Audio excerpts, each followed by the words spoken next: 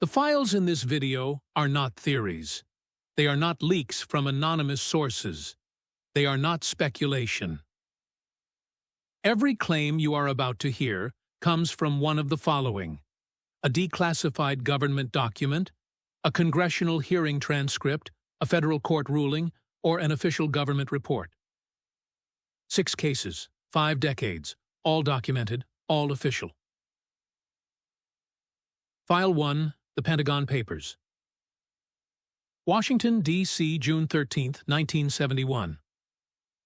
The New York Times begins publishing excerpts from a classified government document. The document is 47 volumes long. It runs to 7,000 pages.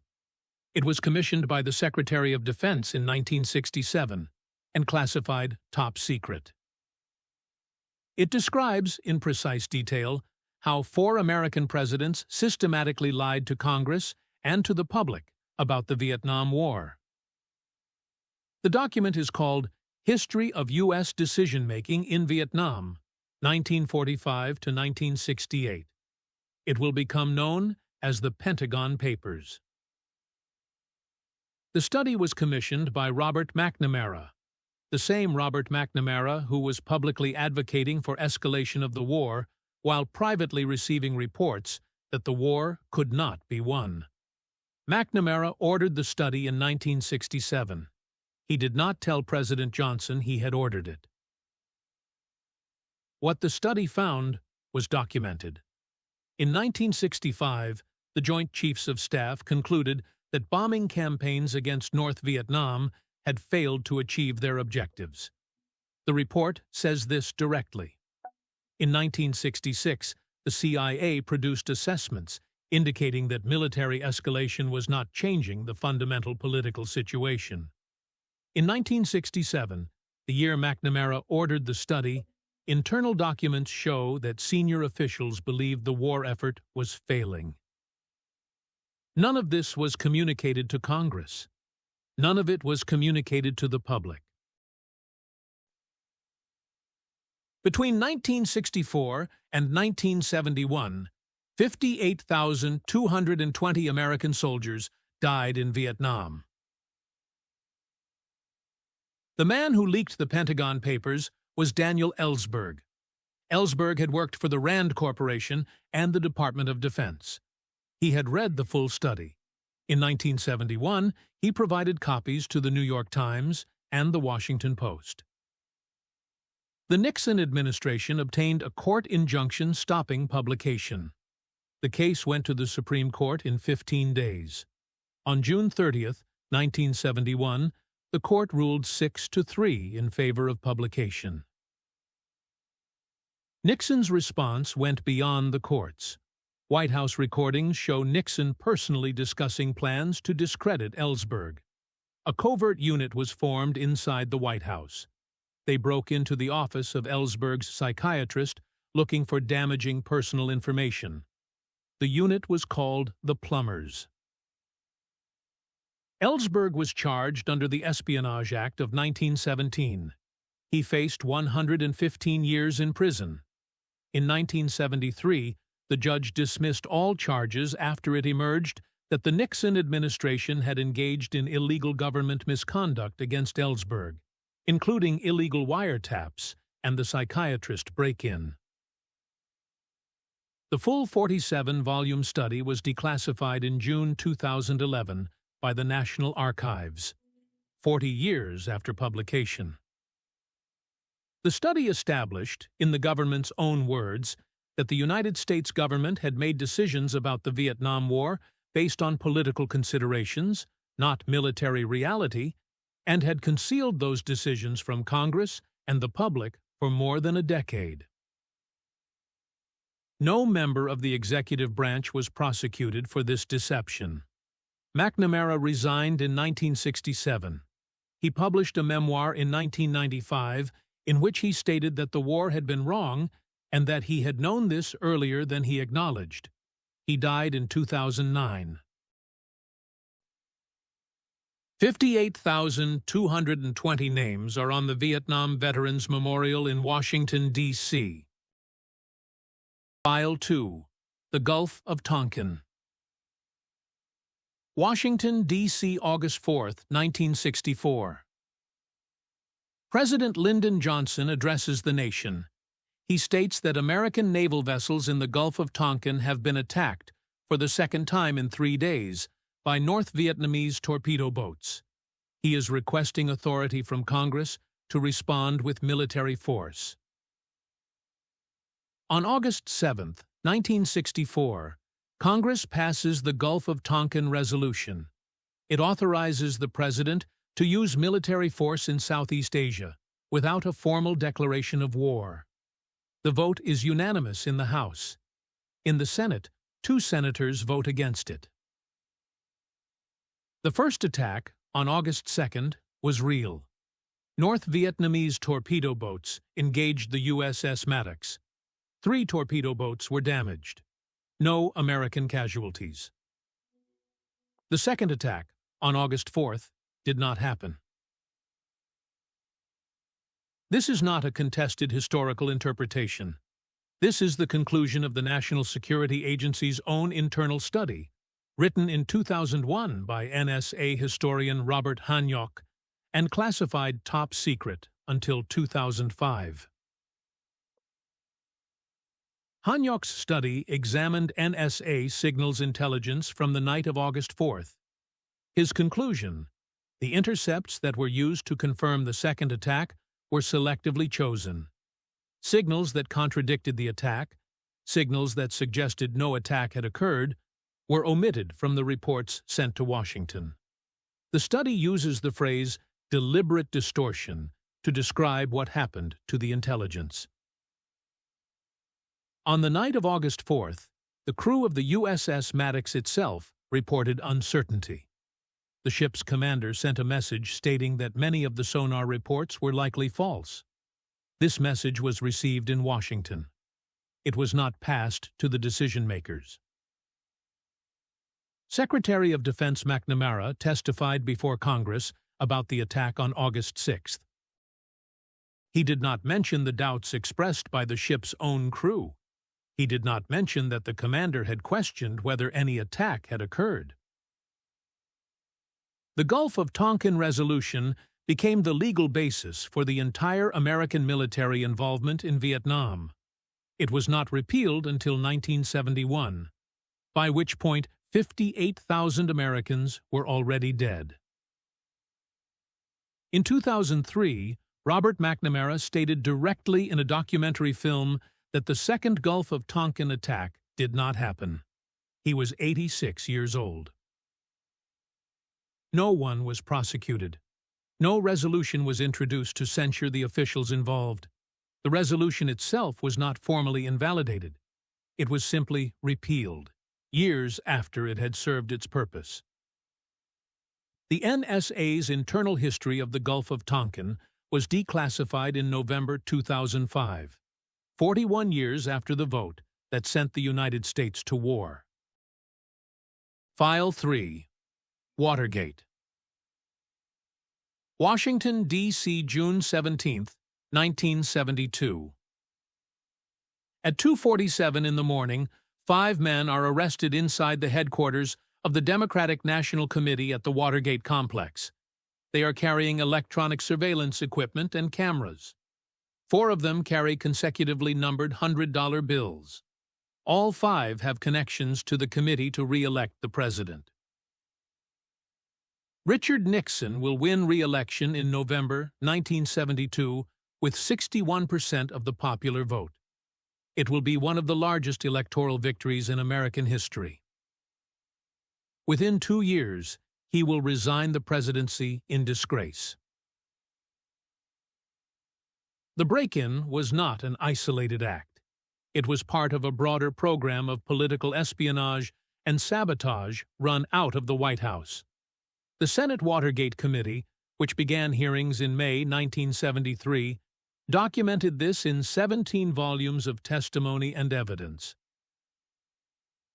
What transformed Watergate from a criminal operation into a constitutional crisis was the cover-up, and what documented the cover-up was the tape recordings. Nixon had installed a voice-activated recording system in the White House in 1971. The system recorded nearly every conversation in the Oval Office and other rooms. When the existence of the tapes became known during the Senate hearings, Nixon refused to release them. The legal battle went to the Supreme Court. On July 24, 1974, the court ruled unanimously that Nixon had to hand over the tapes. One tape became known as the smoking gun. It is the recording of a conversation between Nixon and his Chief of Staff, H.R. Haldeman, on June 23, 1972, 6 days after the break-in. In it, Nixon discusses using the CIA to obstruct the FBI's investigation. The words are specific. Nixon instructs Haldeman to tell the CIA to tell the FBI to limit its investigation on national security grounds. This is obstruction of justice. It is on tape, in the president's own voice. When this tape was released in August 1974, Nixon's remaining political support collapsed. Republican senators told him he would be convicted if impeached. On August 9, 1974, Nixon became the only American president to resign from office. The tapes also documented the gap. On June 20, 1972, 3 days after the break-in, Nixon met with Haldeman. The tape of that meeting contains 18.5 minutes of silence. Nixon's personal secretary claimed she had accidentally erased the segment while transcribing. A panel of 6 technical experts concluded the tape had been manually erased in at least 5 separate segments. What was on those 18.5 minutes has never been recovered. 69 government officials were charged in connection with Watergate. 48 were convicted. They included the Attorney General of the United States, the White House Chief of Staff, the President's Counsel, and senior CIA officials. On September 8, 1974, 1 month after taking office, President Gerald Ford granted Richard Nixon a full, unconditional pardon for all crimes he committed or may have committed during his presidency. Nixon was never charged. The White House tape recordings are archived at the Nixon Presidential Library in Yorba Linda, California. They are available to the public. File 4. Iran-Contra. Washington, D.C., November 25, 1986. Attorney General Edwin Meese steps before reporters. He announces that the United States government has been selling weapons to Iran. He further announces that the proceeds from those weapons sales have been diverted to fund the Contra rebels in Nicaragua. This announcement documents, in a single press conference, at least 3 separate violations of federal law. The first, selling weapons to Iran. In 1979, following the Islamic Revolution and the hostage crisis, the United States had imposed an arms embargo on Iran. The embargo was still in effect. Between 1985 and 1986, the Reagan administration sold Iran more than 2,000 anti-tank missiles and other weapons. The sales were conducted through intermediaries. They were not disclosed to Congress. The second, funding the Contras. In 1984, Congress passed the Boland Amendment, which explicitly prohibited the United States government from providing military aid to the Nicaraguan Contras. The National Security Council, under the direction of Marine Lieutenant Colonel Oliver North, used the proceeds from the Iran arms sales to fund the Contras in direct violation of this law. The third, concealing both operations from Congress. Senior officials testified before congressional committees and denied knowledge of activities they had personally directed. North later acknowledged he had lied to Congress. He described it as his duty. The Tower Commission, reporting in February 1987, documented the operation's structure.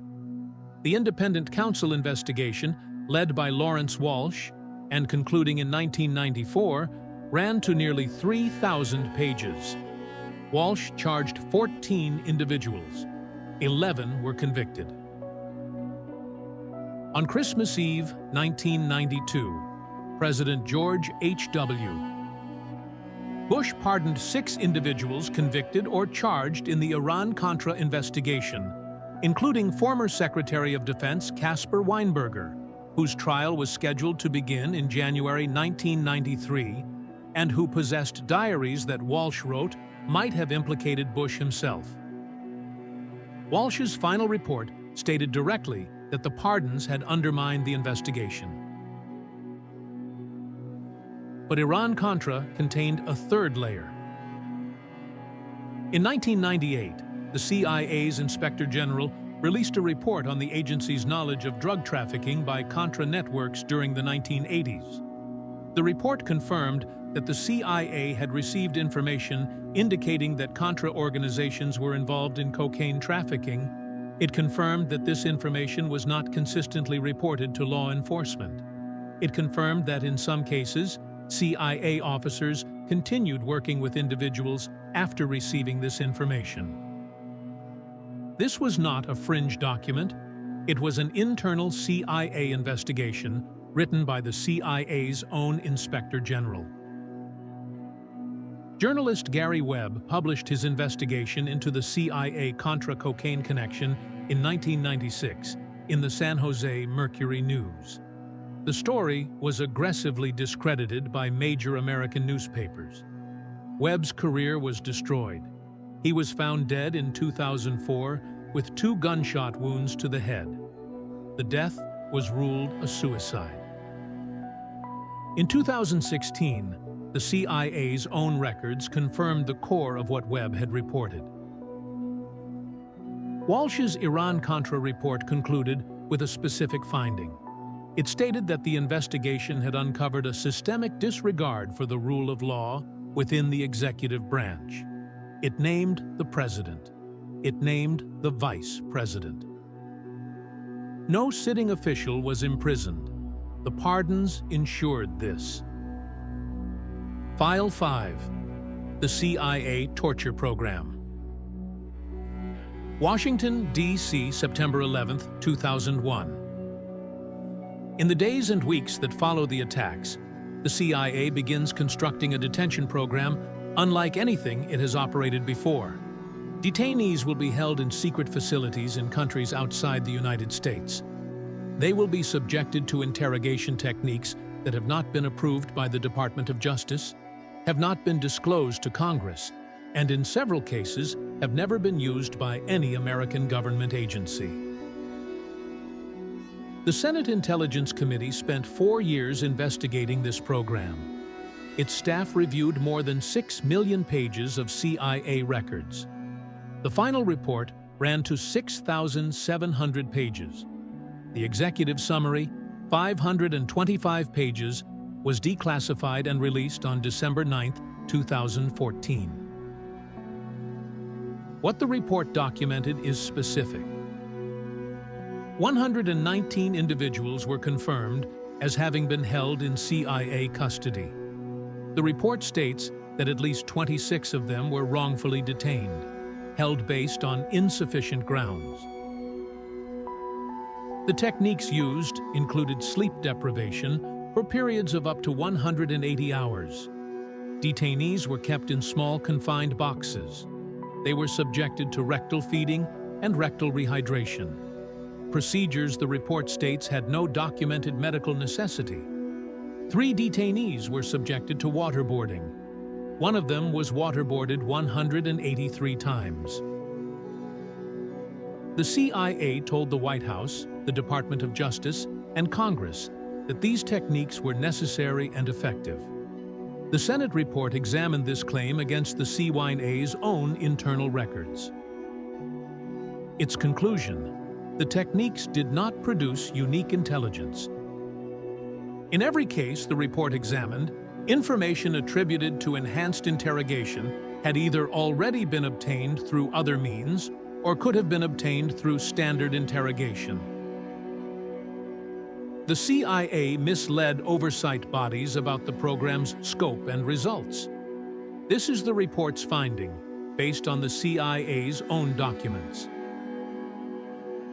In 2005, CIA officer Jose Rodriguez ordered the destruction of 92 videotapes of interrogation sessions, including sessions that included waterboarding. The destruction was carried out after congressional investigators had asked about videotaping. Rodriguez was not prosecuted. He later wrote a book defending the program. In 2009, Attorney General Eric Holder appointed a prosecutor to review the evidence. In 2012, the investigation was closed without charges. The officials who designed and implemented the program, including the two psychologists who developed the interrogation techniques and were paid $81 million by the CIA, faced no criminal consequences. Senator Dianne Feinstein, who chaired the Intelligence Committee, stated at the time of the report's release that what it described was a stain on our values and on our history. She stated the program had not made the United States safer. 119 people, 183 waterboardings of a single individual, 92 videotapes destroyed, 0 prosecutions. File 6. NSA Mass Surveillance. Washington, D.C., March 12, 2013. Senator Ron Wyden of Oregon is addressing the Director of National Intelligence, James Clapper, at a Senate Intelligence Committee hearing. Wyden asks, does the NSA collect any type of data at all on millions or hundreds of millions of Americans? Clapper responds, no, sir. Wyden asks, it does not? Clapper responds, not wittingly. This was a lie. Clapper knew it was a lie when he said it. He would later describe his answer as the least untruthful response he could give in an open session. 3 months later, former NSA contractor Edward Snowden provided journalists with thousands of classified documents.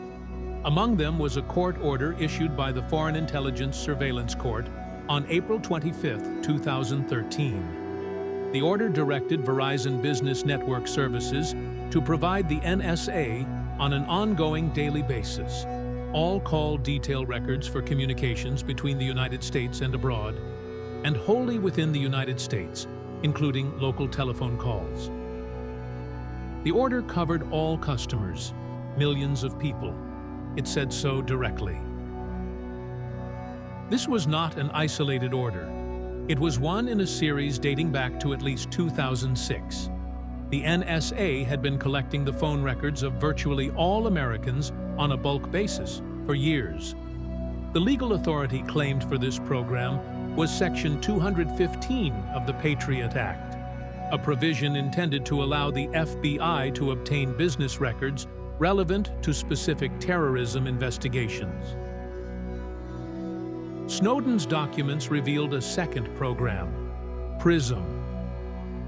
Under PRISM, the NSA collected internet communications, email, video, photos, stored data, voice chat, directly from the servers of 9 American technology companies: Microsoft, Yahoo, Google, Facebook, Paltalk, AOL, Skype, YouTube, and Apple. The program had operated since 2007.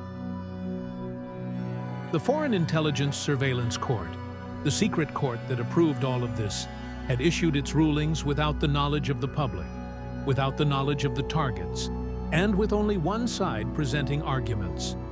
In its entire history, the court had rejected fewer than a dozen government requests out of tens of thousands.